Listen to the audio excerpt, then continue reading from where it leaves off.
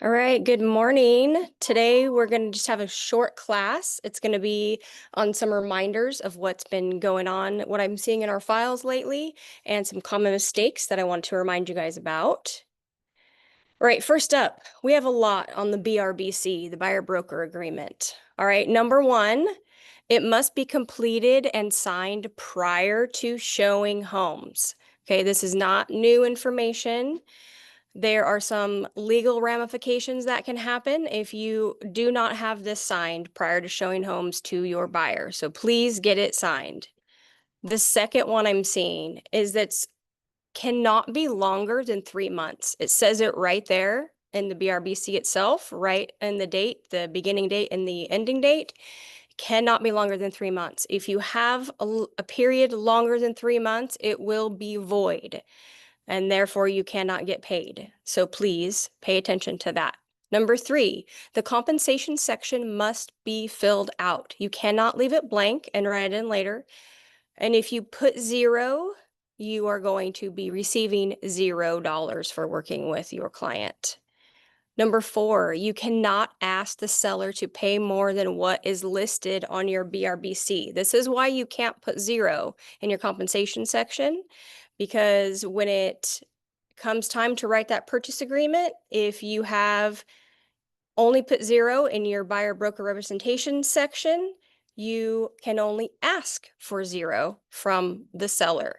So make sure that you are not asking for any more than is on your BRBC. If you have 2.5% written on your BRBC, you cannot ask for 3% in the RPA. It has to be 2.5 or less. Okay, and number five, you are still required to have a BRBC if you are the buyer. If you're purchasing the house as your own or for your family member, you're on the contract, you still have to have a buyer representation agreement. Okay. What if I don't have a BRBC? Okay. Number one, first of all, if you don't have the BRBC completed correctly prior to showing homes, and prior to writing the offer, you are not entitled to receive a commission. Okay, this is a big, big deal. And number two, you are at risk of a large fine from the MLS. Okay, if you're caught without a BRBC working with a buyer, you can get fined.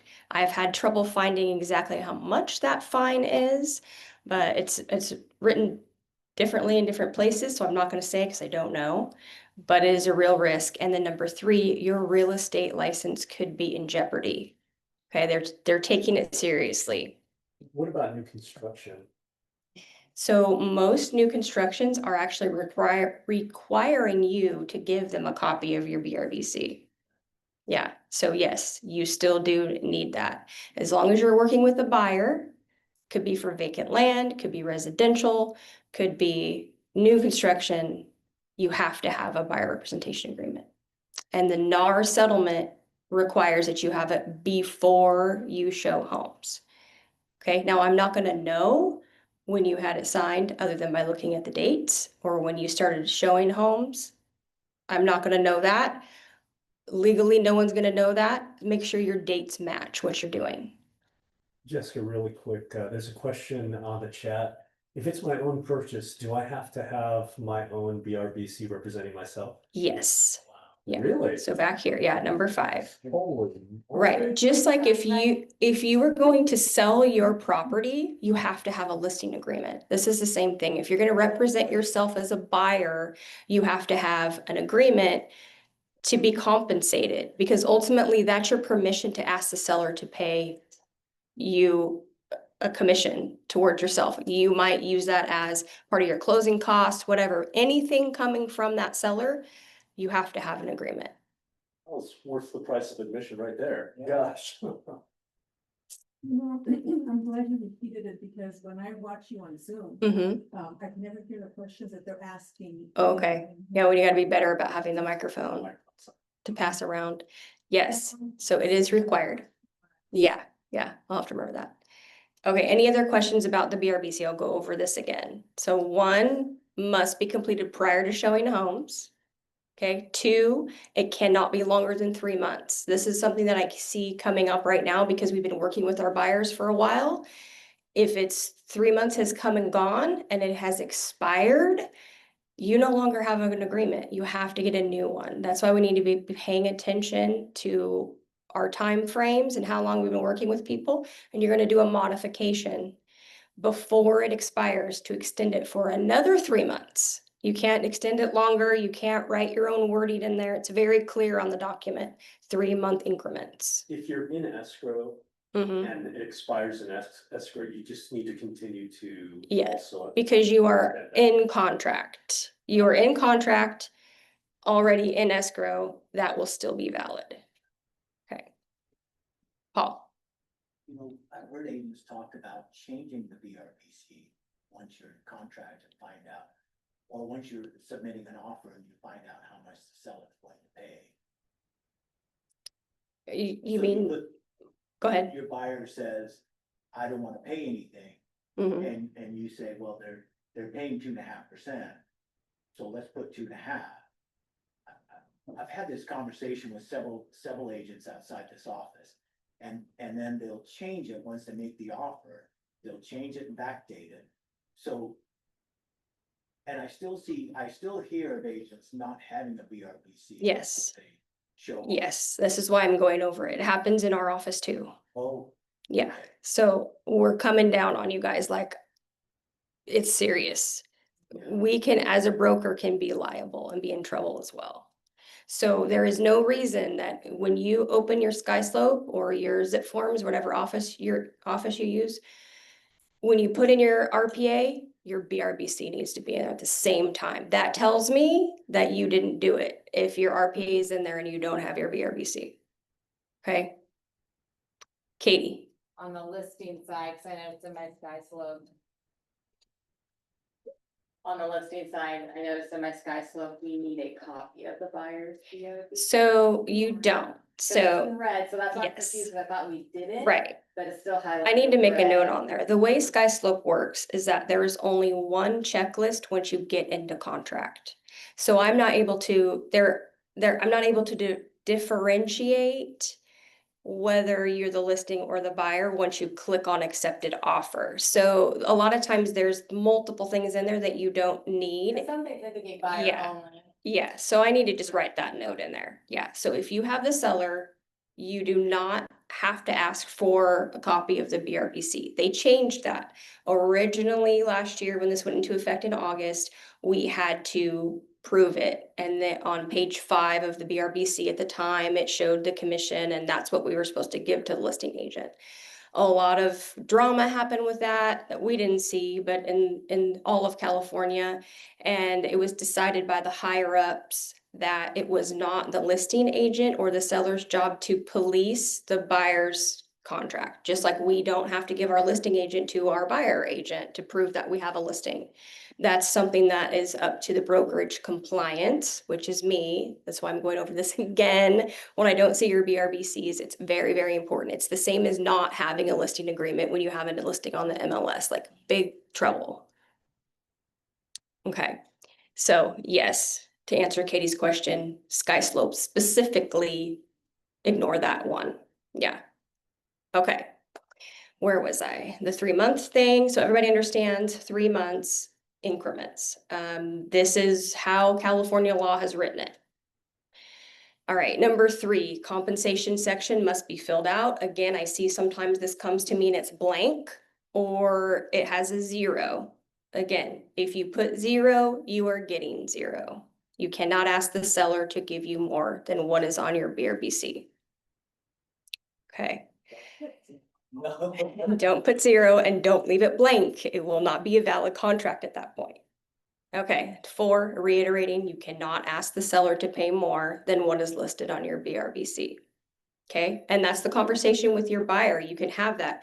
I'm putting 3% on here, or I'm putting 4% on here because I'm going to ask the seller for that. That doesn't mean that you are going to have to pay me that. If they don't, we'll modify it down after we get into contracts to take that burden away from you as the buyer. You can change it out. You can change it afterwards down. You cannot change it up.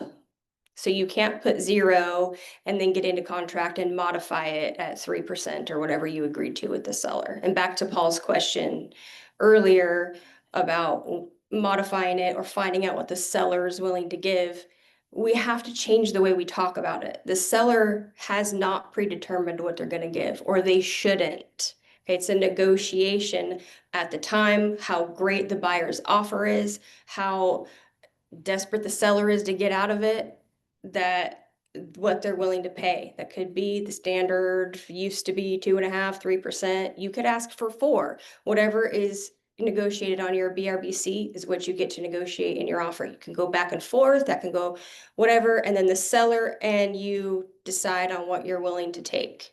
At that point, you can modify your BRBC down so that your buyer doesn't have to pay the difference, but you cannot negotiate, you cannot modify it up. Mints. You know me, I'm the king of dumb questions, but. No, not at all. Like, let's say you have a hypothetical situation where you're asking for 3%, total on your BRBC. What if we get into a market where it's really slow and sellers are offering additional compensation, like $1,000 bonus or something like that? What's gonna happen to the BRBC? So they're not allowed to offer that. How are we gonna know? It's going to be in our negotiations when we're writing the offer. So the listing agent's not supposed to tell you, they'll give you an extra 1,000. Like that's why we're in this problem. That's why they redid things. So it's all in the negotiation of your purchase agreement. Before you write the purchase agreement, you can modify your BRBC if you think you might be able to get more than what you have on there. But there is no guarantee that your buyer is going to agree to sign that because they might be a little scared that you aren't going to hold them accountable to paying them more, right? Okay, but you can't modify up after being in contract, not up. Now, Paul says something, heard someone backdated something or whatever, we're not gonna know, okay? But the way it's designed is that you can modify down so your buyer doesn't have to pay extra, but you can't modify up after you have an accepted contract. Any more questions about that? This is being recorded, so yeah, my name is Joe Smith. And this is the Bakersfield office. And then lastly, again, if you are buying your own property, you still have to have a buyer representation agreement. One more question, Yeah. in the chat says, so it's okay to have the BRBC and the RPA dated on the same date? Yes, according to California law. So there's 2 things that happened. Number one, the NAR settlement happened back in August 17th of 2024. It became effective. And their requirement is that you have the BRBC prior to showing homes. Okay, so sometimes you will get it signed the same day that you write an offer, right? Because maybe maybe you saw 4 houses, they want to write on one of them, and that is the same date. Okay, awesome. They want it to be that you have an established relationship with that client. Ideally, you have them in for a buyer consultation and you're working with them for a while. That BRBC would be dated quite a bit before your RPA would be dated. The California law states that it needs to be dated or signed within a reasonable time frame, but no later than when you write the offer.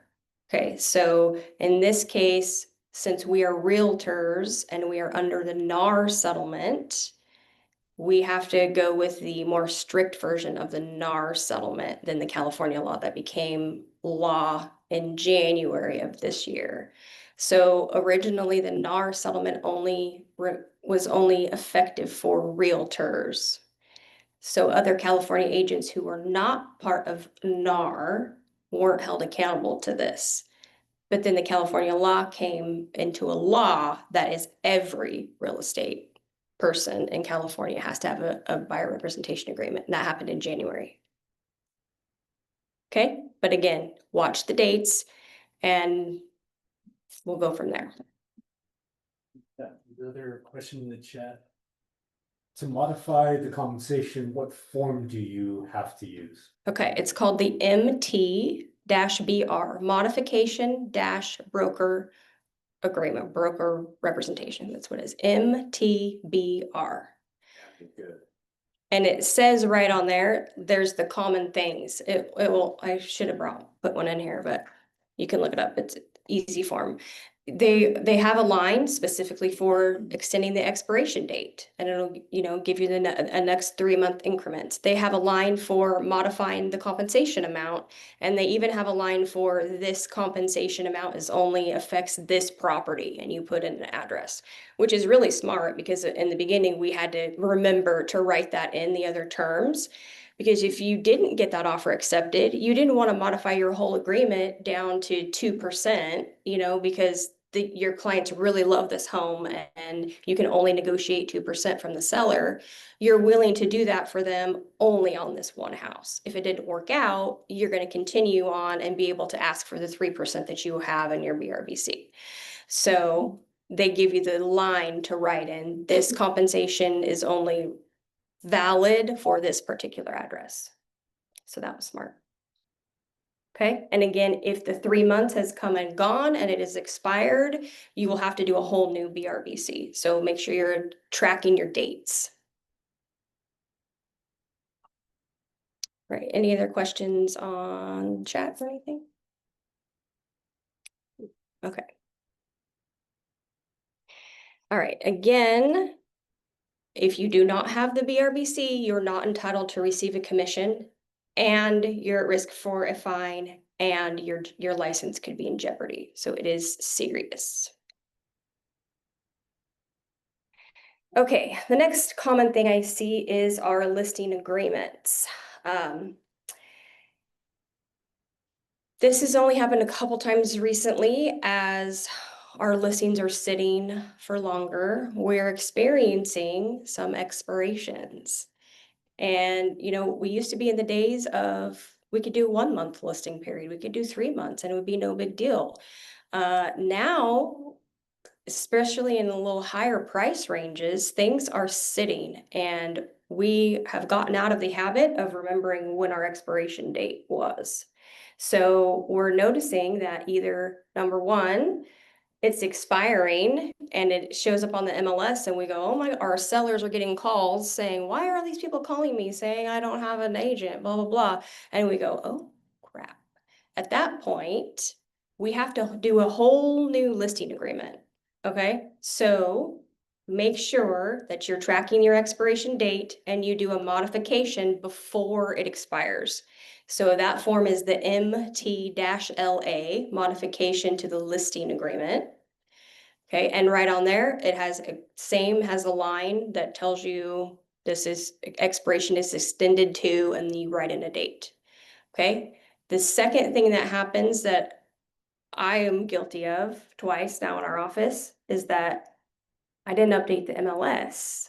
Even though we had the modification and we were legally extended out and we still had the listing, I forgot to go to the MLS and change that little date in there. So the MLS doesn't know and it expires. And guess what? When it's expired, you can no longer go in and edit it. You can't just put it back active. You got to call MLS. You have to send them the modification proving that you had it before it expired. And then they have to do behind the scenes work to get it back up. Thankfully, it was not a big deal the 2 times that it happened to us.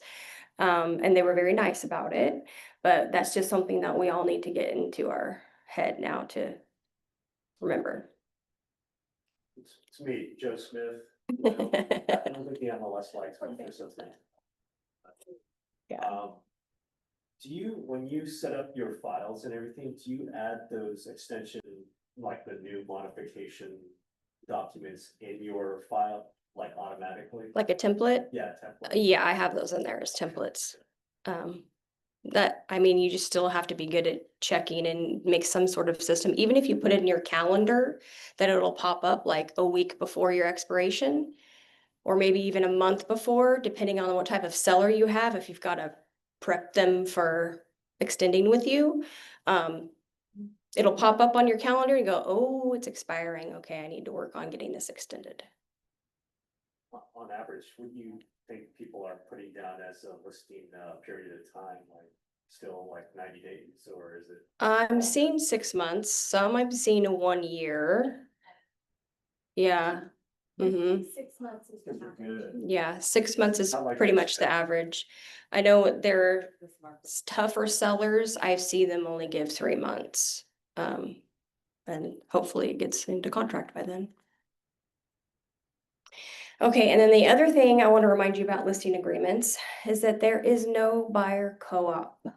Okay, meaning you are not going to decide what you're going to pay the buyer agent. I know this is not how for years and years and years, it changed last August. And I know we talk about this all the time, but agents just can't seem to get it through their head sometimes.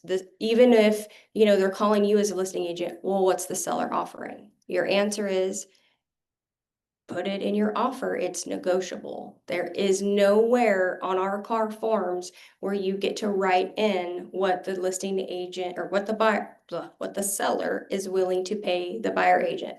We don't put it down. We're not going to be locked into that legally because it depends on the offer.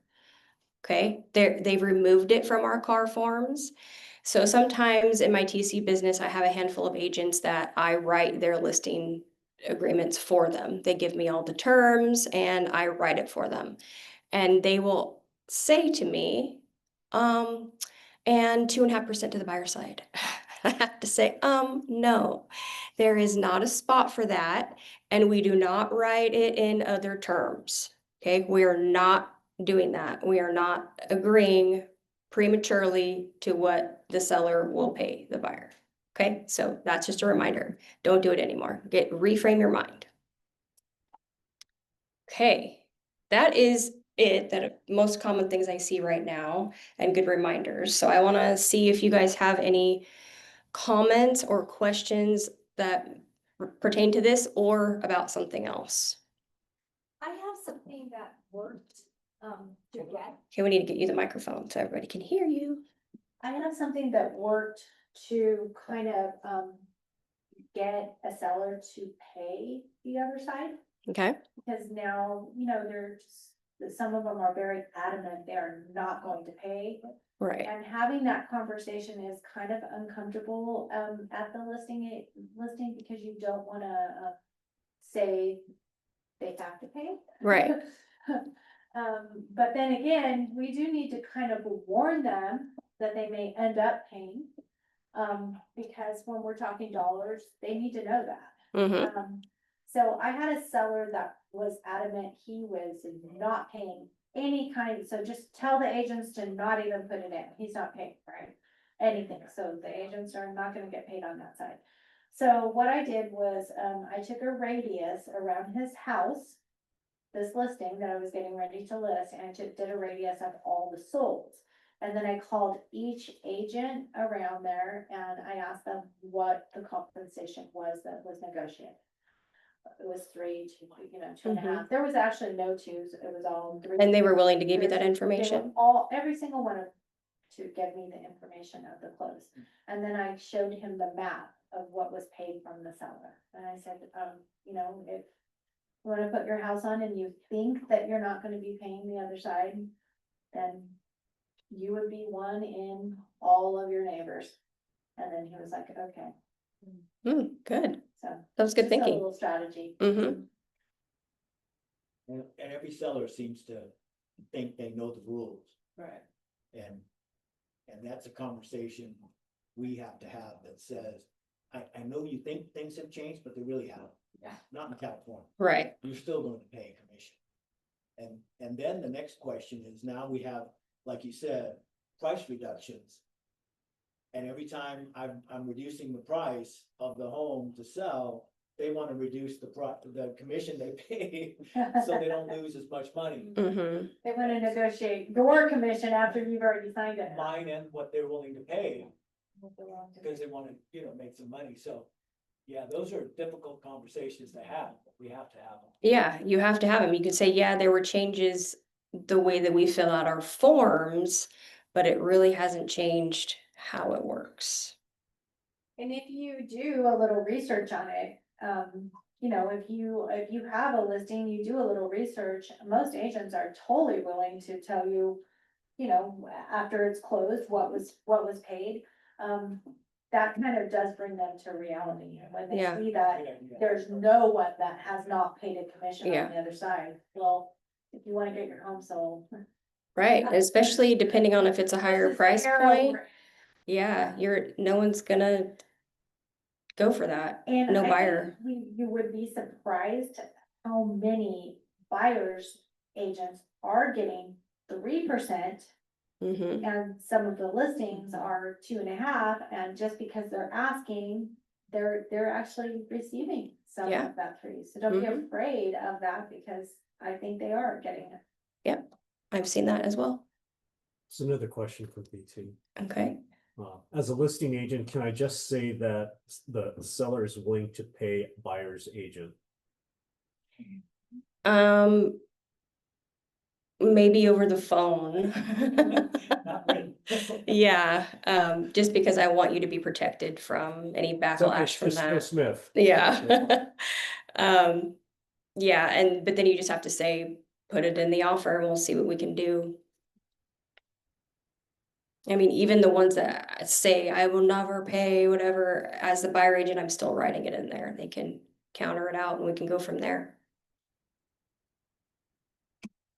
That's it. Do you see any new changes coming up for January? I haven't heard anything of any new changes so far. They do form updates in December every year.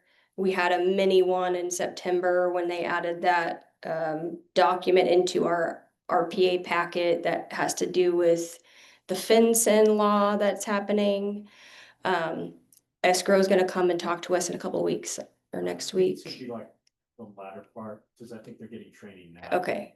So- Yeah, so I'm not an expert on it, don't plan to be, but basically there's new regulations to prevent money laundering. So any purchase that's in cash, or hard money, or is bought with an LLC or something, there's criteria, I don't know exactly what they are.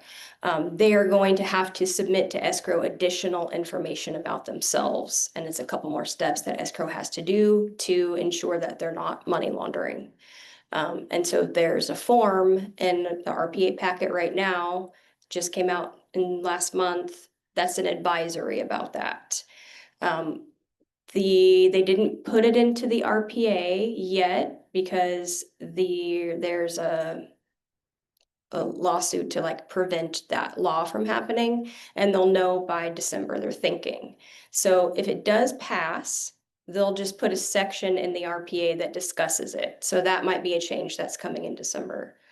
But for now, it's just a form that they can pull out if it doesn't go through. That's why I did not put that on our sky slope checklist, because I don't want to have to redo it later when it's a temporary form. So just put that into miscellaneous docs.